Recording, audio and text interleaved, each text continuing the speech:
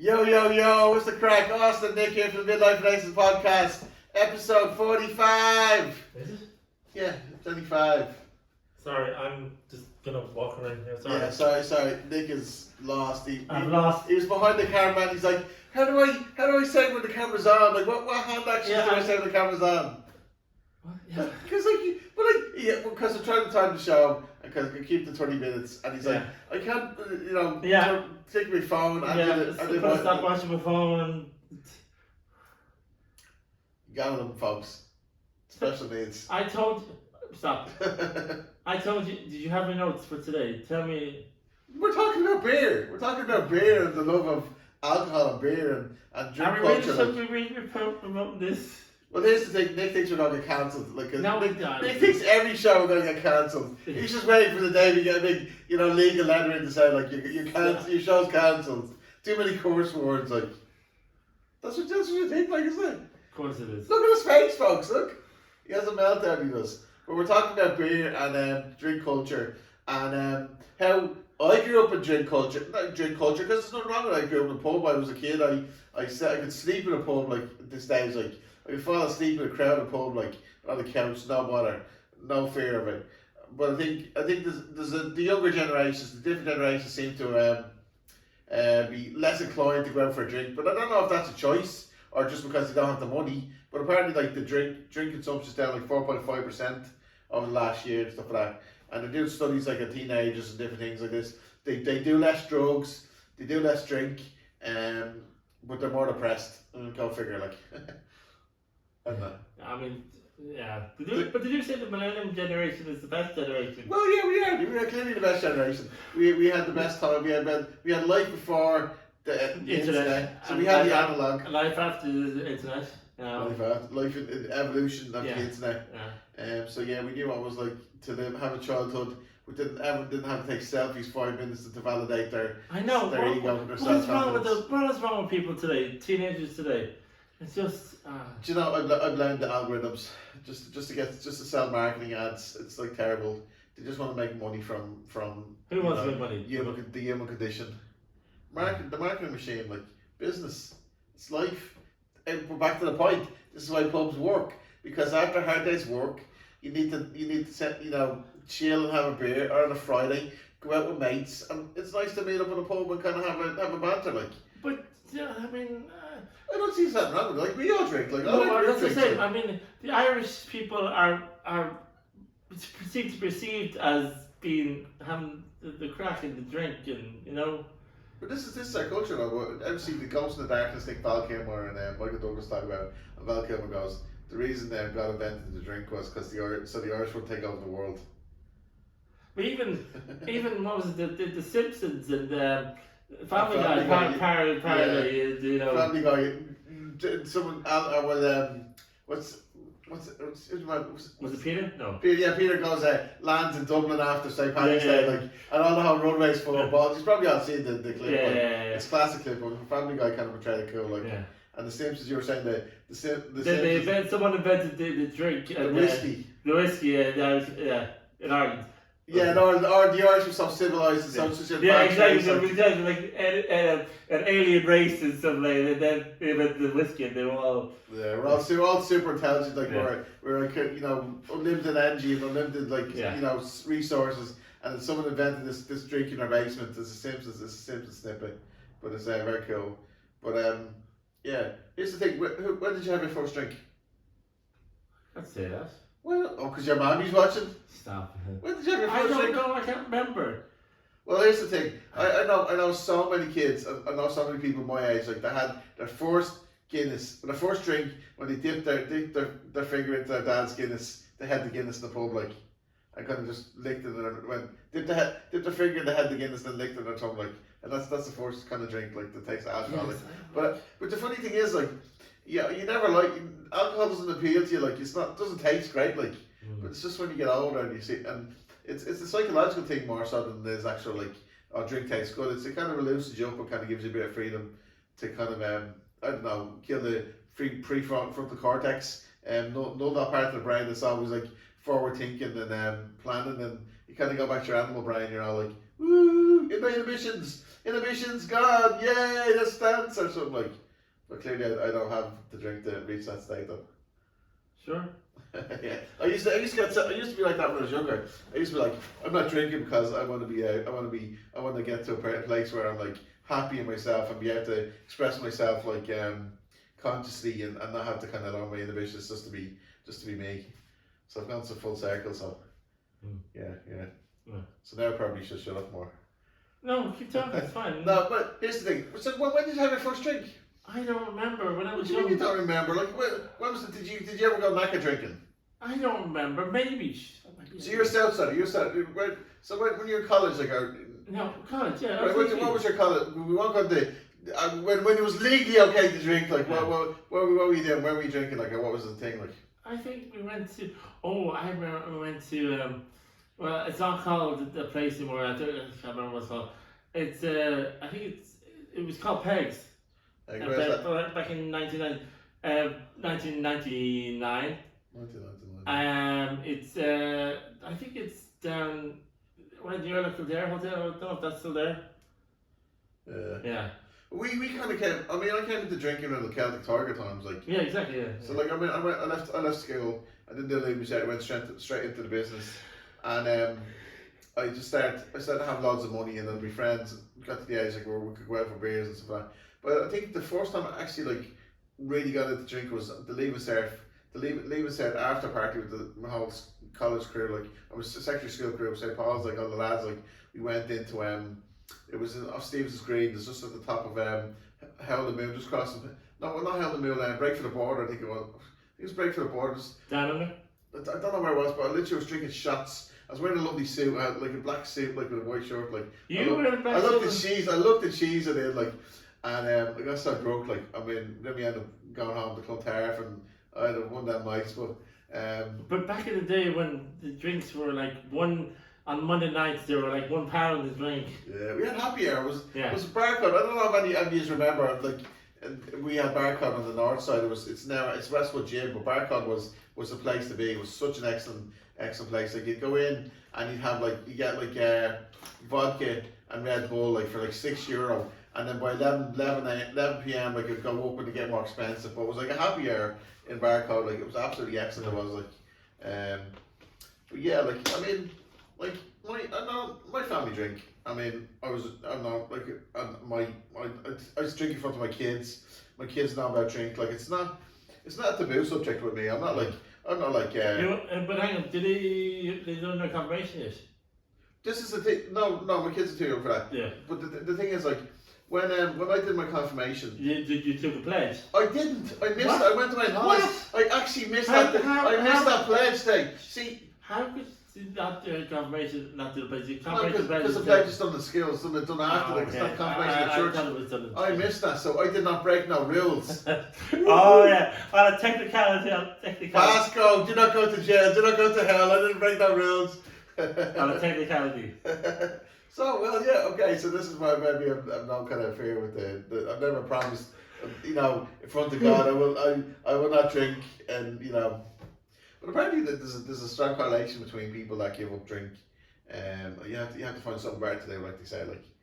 So like people take up religion and to get off, like kind of go into religion, be all holy and stuff like that, and they don't do drink, like. But I mean,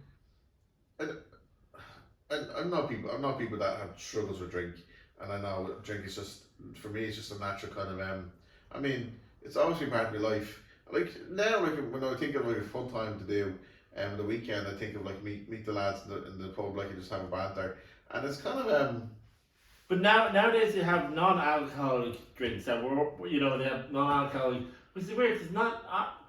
I don't know why they have them now, as opposed to why didn't they have them when we were turning. Well, they did.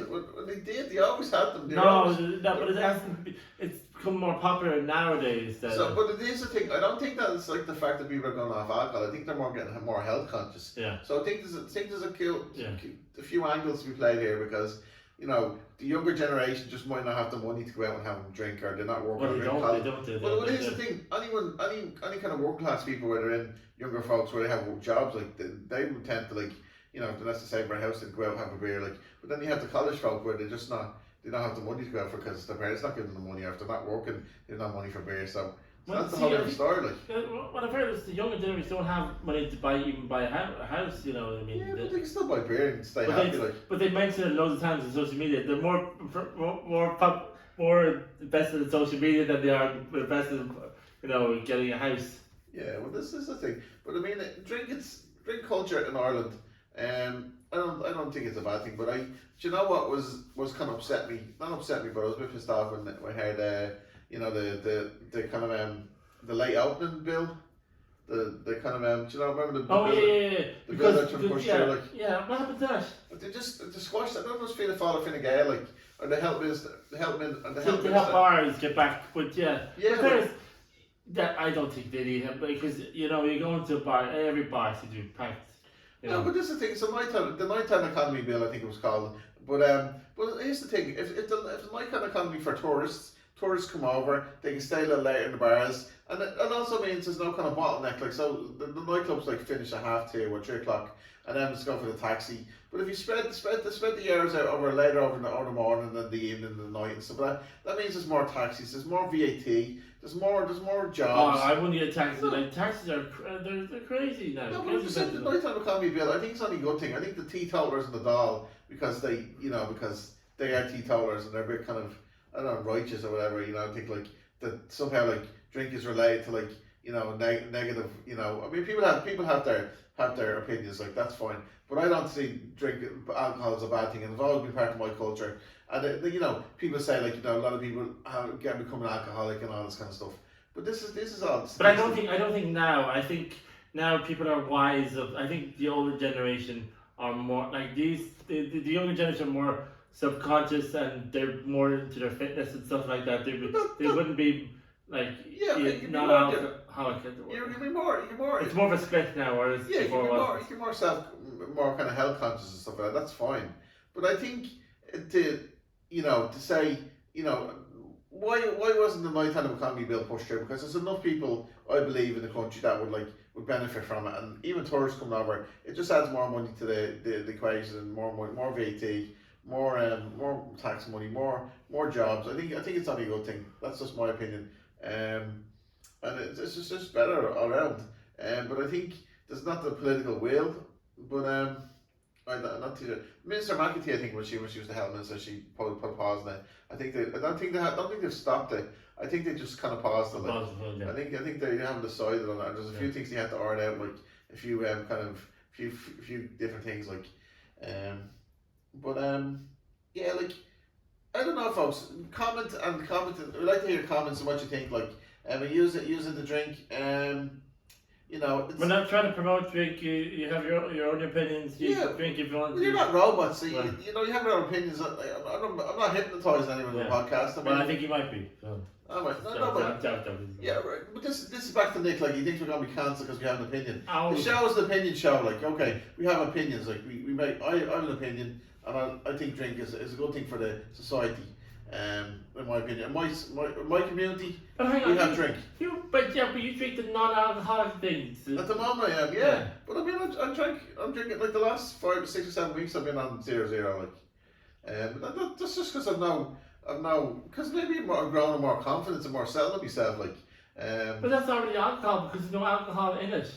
Yeah, but I still like to go to the pub and kind of have a drink, like. But see, I'm still contributing to the economy. I'm still contributing to the culture. But if you contribute to the economy, you don't need alcohol to contribute to the economy. I mean, no, but here's the thing: I got a pub with you guys, like, and I'm sitting there and I'm not drinking. Like, it just would be like, I'm taking up valuable seats, like, for because like we're all drinking water for the soft drinks. It's like going into a restaurant and ordering. Can I get a glass of water, like, wherever that's having food, like, I'm contributing to the society and the business and the community, like. So you choose to get a 0-0, and one of the reasons is because I can drive now. I can drive around. There's no problem. So, like, you get lifts everywhere. I come over here for the podcast, and 0-0 is just convenient. It's not that I don't not. I mean, 0-0 is still like part drinking. Like, I mean, alcohol, like, is like. I mean, it was only 5, 6, 7 weeks ago that I was drinking alcohol. So anyway, I'm also changing it myself because I'm on the Ozempic, like, so. So, like, the appetite's changed a bit. The kind of the body's changing a bit, so it's not, so the actual appetite's not there for alcohol, and then also I'm more confident and more self assured. I think, but I'm feeling more comfortable with myself. Not that I need to drink in the first place, but it's kind of like, it's just kind of changing up a bit, change things up a bit. I said I'm a 90-day challenge, like a month and a half ago, like to see if I could give a drink for 90 days, and that's so far it's working. Like, and it was more of a health thing, just to see if I could be more healthy and lose more weight quicker. But I started drinking the 0.0 because I'm with Evan in the bar, like, and it just seems to be a convenient thing to do. So,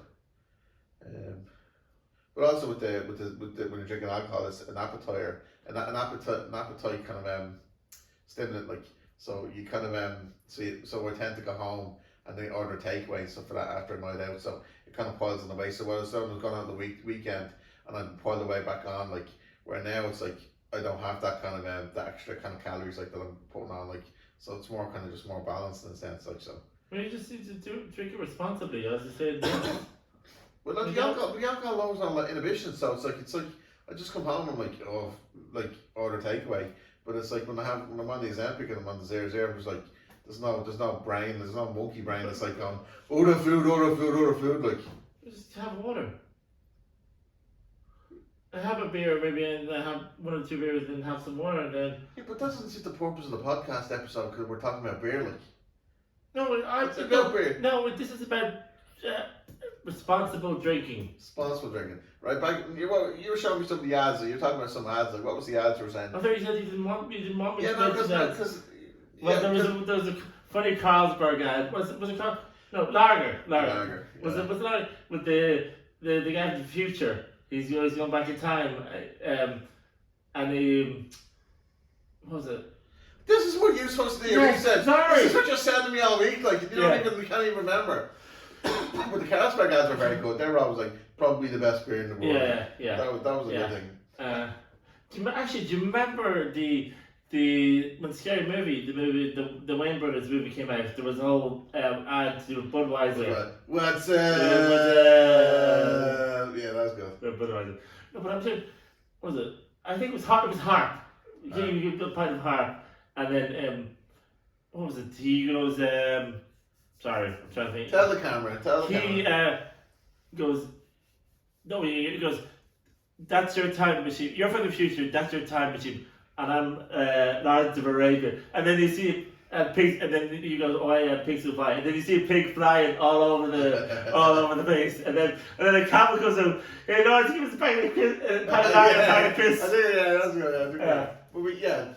But there was that kind of ad with the Guinness where it was some guy who looked like Mr. Bean dancing all over the place. Actually, I seen the fella that was a great dude. Seen the fella the other day, like in was on the street in Clondarf, and he actually did the dance great. Like, I remember, like, it was a real kind of gimmick, like the dancing. Yeah, like that was a real cool thing, because he, like, the way you do it, like, is a real kind of but there was also this ad. I don't know if you remember. It was a black and white ad. It was this old guy drinking a beer. He was kind of putting the finger on the glass, but then he was knocking it back. I don't know. Drink has been such a strong influence in our culture, like, like the likes of Cheers. Ever seen Cheers? Cheers. Yes, exactly. Yeah. What was the fella that died? Like Norm. Yeah, And then there was actually there's a funny clip where one of the characters, Kramer's wife goes, "This is hardly a place for the old children," and then Norm comes in, and then the baby goes, "Norm!" But here's just what popped into my head, like, Jesus turned water to wine, like. Yeah. So, like, Jesus, like, just in the Bible, like, wine, Even. And they do that at Mass, like, they drink wine, like, what's that? The sitcom It's Always Sunny in Philadelphia, that has the characters on a pub called Paddy's Pub. So. But I remember Dave McWilliams says, like, you can tell the strength of an economy by the amount of Irish bars they have in the economy. Like, like, it's like you just did your homework. Like, that's a kind of an economic indicator of, like, the status of a kind of economy. Like, interesting. Like, what Yeah, like Irish bars, like Irish pubs, like if they have like the city has loads of the city, like the main city or the cities have loads of Irish bars, like it's it can be in the economic indicator. Like I think David Wills, I heard him talk about it in a podcast before. He's kind of like talk to taxi drivers and he's saying the index or something like I've never they haven't celebrated Arthur's Day in a while, have they? 22nd of September. Jeez. It started in 2009, but I don't think they haven't done. No, the Guinness though. The thing is that what's it? 1759. Yeah. When Guinness, the first Guinness is poured. Like, Yeah. Guinness time. Guinness time's a good thing. Yeah. It's What Guinness time. What is that? It's hashtag Guinness time. Yeah. I like to do that. Like time, but Guinness time. Guinness is like. Do you know what? Guinness is like the one drink I actually enjoy as a reward, like as a kind of treat. Like I can't drink Guinness. I don't know what it is. It's I don't know. It's I feel it's too hard. It's like coffee. I find it too hard on the stomach.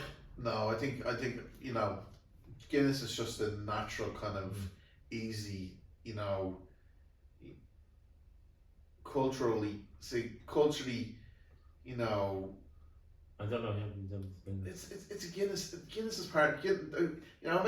Many children are conceived through Guinness, like on a Guinness night out, like. Awesome. No, but like this nation was built on on the backbone of Guinness, maybe like in a Guinness workers like or something. I don't know. But do you know what? When I just look back and I think when I was young, it's kind of comforting. You're in the pub and you see your dad drinking Guinness, you see your granddad drinking Guinness, or your uncle, whatever. And now when I drink Guinness, I think I'm part of that generation of that generation kind of legacy, and it's it's just an easy thing, it's just part of the culture, it's just part of what I grew up with. So, how's your family around drinking? What did you mum and dad drink? Brothers and sisters, was there much? Yeah, we have no drink, but not all the time. No. So did you have wine with your? Sometimes, some days, yeah. Sometimes wine, yeah.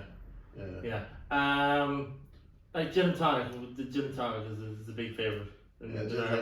So you have like a glass cabinet or no, like Dallas or something like. No. The odd beer, but gin and tonic is But gin and tonic's a good thing because that's actually people. That's a kind of calorie. Yeah. Kind of good calorie drink, calorie efficient drink because with beers, Guinness, you kind of pile it on.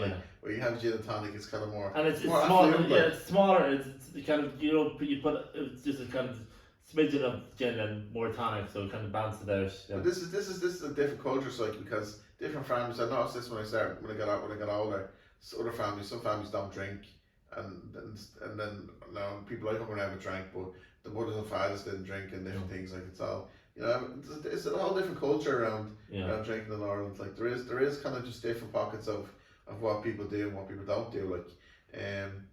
But yeah, back to if you look at the statistics, I think drink consumption is down 4.5% in the country, and there's not a lot of bars, but some bars are closing. There's a few big ones in town, wasn't there? Was one up beside Stevens Green.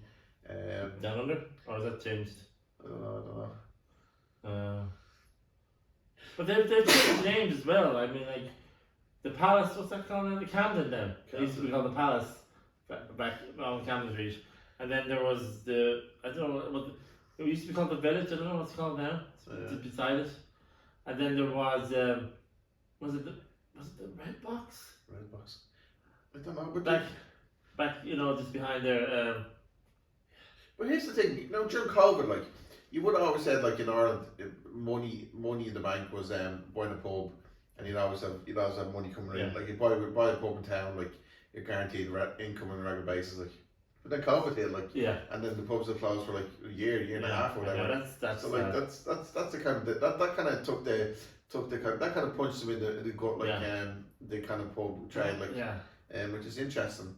There's no certainties in the business in that sense, but there's a joke in the series How I Met Your Mother where the character Ted is a college professor and they're watching one of the other characters Robin's show, and whenever she says they have to take a shot and and they don't realize that she actually says a lot of times. So by the end of the episode, end of the news program, they're actually hammered. Yeah. And like it's good. Like people make drinking games out of things, you know. Yeah.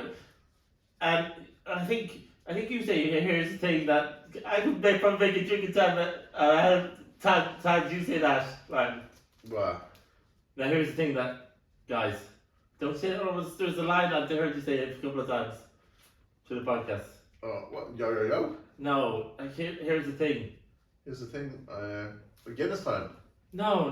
Well, I'll mention next time you say it. No, you're flagging. I'll point it out. But yeah, there is a culture around games and initiation, I suppose. Initiation into adulthood as well. You know, sometimes is like, you know, drinking and stuff like that. I mean, you go to college, you have a few drinks with mates and stuff. That's how you meet people. And sometimes you go to bars afterwards and you kind of get to know people. Like, yeah.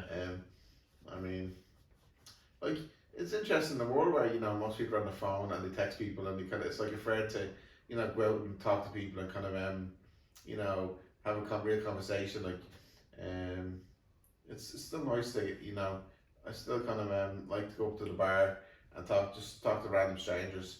And like, you wouldn't do that in the street. Like, you don't generally talk to people in the street. Like, standing in a shop, like, you don't talk to random people. You know, but in a pub, like, you're having a drink there with someone, or someone stands by the bar or someone, you say hello, you have sometimes a conversation, and it's a bit more accepted that, you know, in bars where you go to talk to people or get to know people or kind of, you know, mingle and stuff like that. So it's more of a culturally, so whatever about the drink, but I hope to be, you know, we keep the banter, like the cheers, like the kind of you know, where everyone knows your name and stuff like that. It's a friendly place to go and kind of meet and connect. So if you were you know, we were talking and we were playing tennis and you know, in a bar, like, I mean, all for it. Like, I just want to keep the connection and the kind of the freedom and the kind of looseness where people connect and kind of get to know each other. Like, I always felt that was the Did you ever see the movie Eurotrip?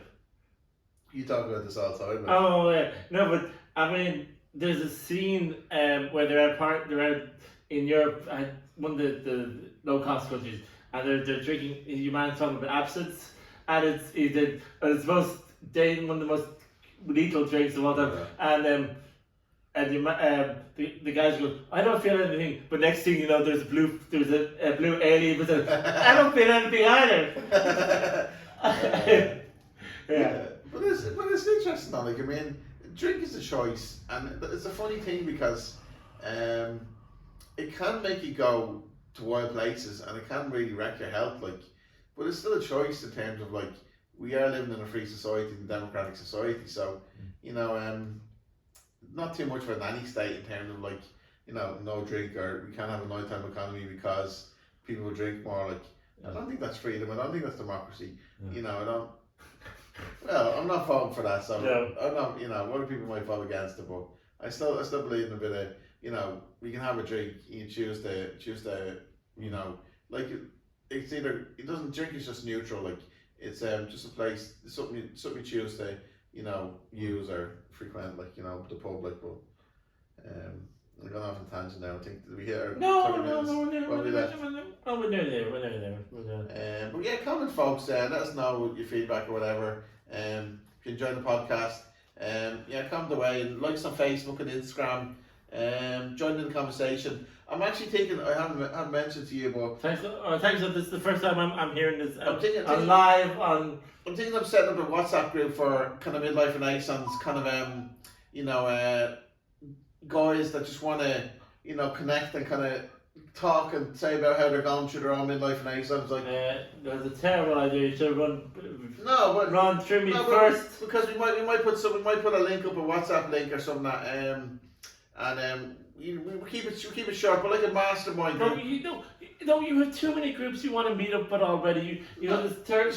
He just likes having me all to himself. He just wants the publicity. I want to expand. I want to connect, and I want to midlife. He doesn't want to connect. I want my midlife renaissance to be a good one, you know. So, like, but here's the thing. Like, we might. Here's the thing. That's it. Here's the thing. That's it. We're drinking game.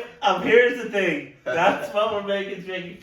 Comment, folks, if you, well, like, say for example, if you're going through your own midlife and accent, say for example, if you just bought a Porsche, or you bought a motorbike, or you just have, you just decided to take up golf again, or football, or whatever it is. But it's nice to kind of, touch base with people in similar positions, and it kind of like mindsets and stuff like that. So that's all I'm saying. So comment if you want to join in the, you want to join the conversation.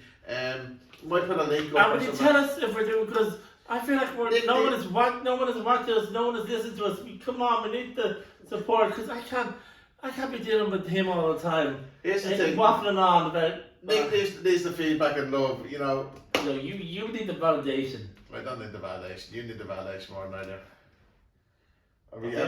I think we're going to sign off now. I think we've probably talked a lot tonight, and anyway, folks. Yeah. Right. Woody. What? You're such a downer. No, I'm not.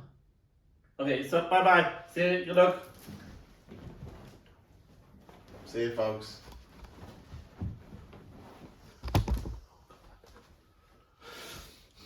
Yeah. Catch us on the social media channels.